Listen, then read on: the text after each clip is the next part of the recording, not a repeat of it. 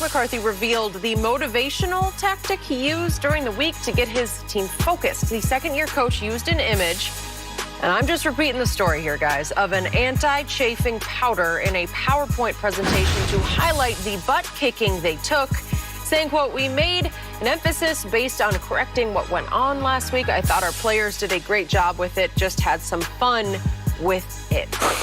Shannon, scale of 1 to 10, how much do you think McCarthy's motivational ploy had to do with the bounce back? This man is a head football coach of an NFL team.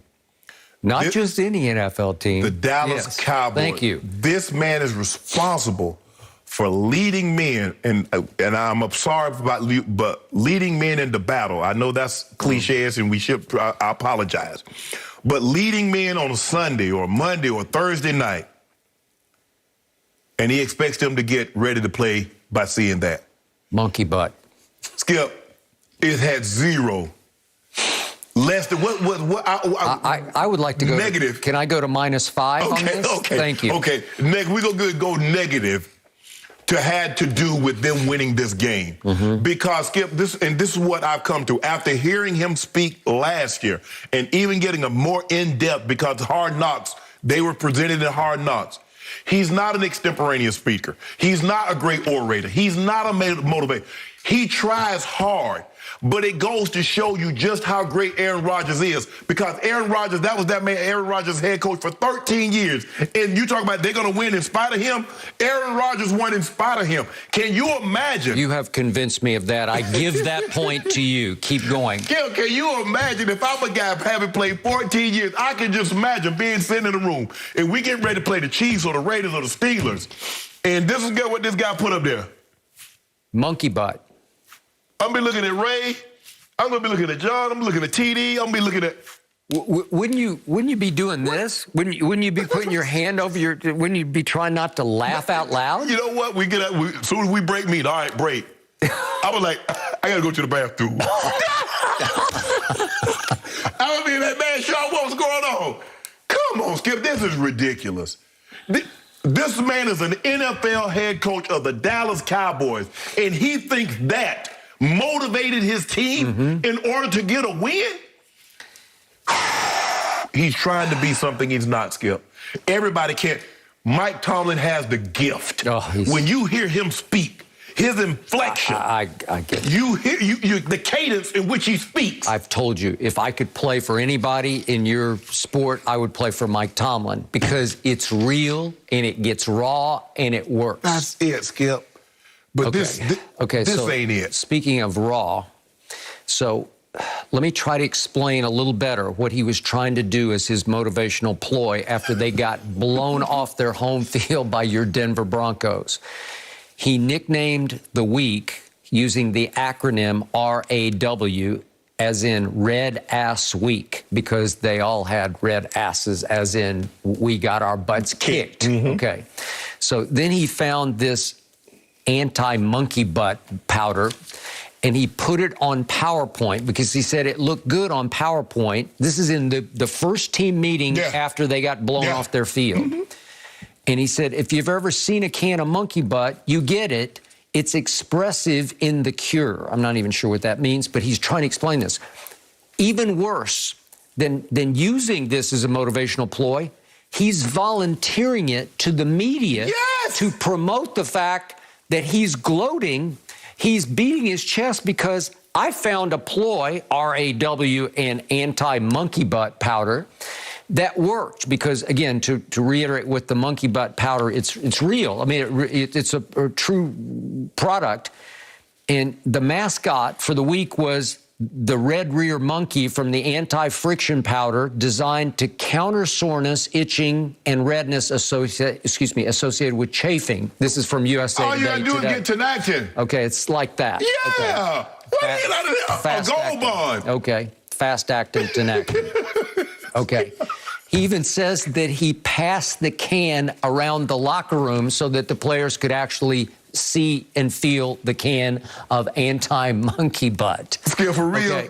You making this up. That man ain't passed that can around. And he also said that I highly recommend it if anybody has ever used it. He believes in this product, Monkey Butt. Okay.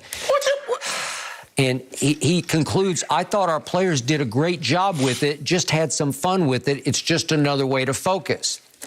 These are grown-ass men. Yeah. They're professional football players. And this is all a product of your failings on Hard Knocks because you came across as so foolish in your lame, weak attempts to motivate your football team before preseason games. What was it? The high schooler or Joe? What was this kid? Which one? Harry High School. Harry High School, yeah. Well, this was Harry High School. And it embarrassed me as a lifelong Dallas Cowboy fan, and I believe it embarrassed the football team. And again, I think it had -5 impact on the bounce-back win, which was crucial over Atlanta. And in the end, here's the quote from Mike McCarthy. This is the money quote. You probably don't think I have much personality, but I do have a little bit. This is all about what happened from Hard Knocks, all the criticism that he took for his lack of motivational skills. You don't.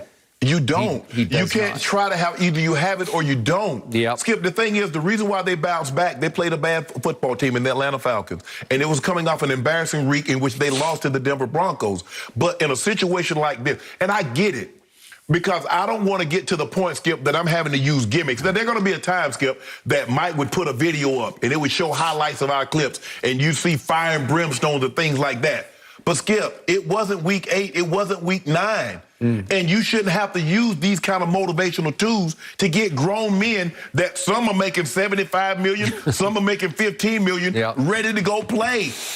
And that's not your expertise. That maybe X's and O's is it. Some guys, Skip, they're not X's and O's, but they're great with words. They're great with motivation. They can get people to play outside of themselves, and that's what a coach do. A coach can get you to go a place that you probably couldn't get to on your own. Agreed. I promise you, showing somebody a monkey butt presentation, it ain't gonna get them to go anywhere where they didn't want to go.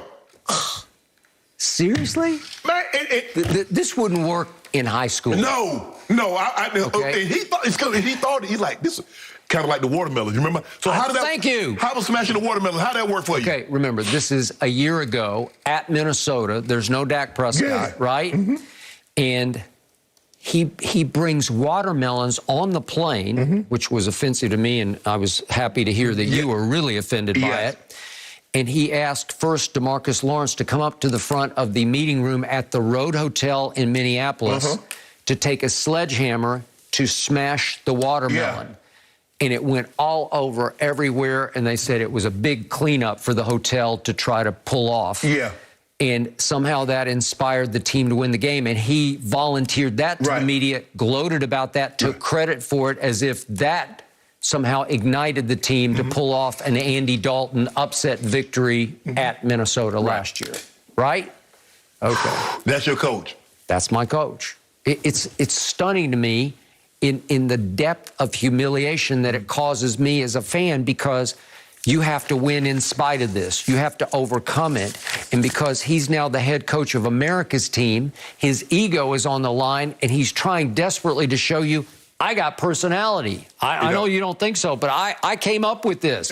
I came up with Monkey Butt, and look what happened. We blew Atlanta out. Well, what are you going to come up with before Kansas City?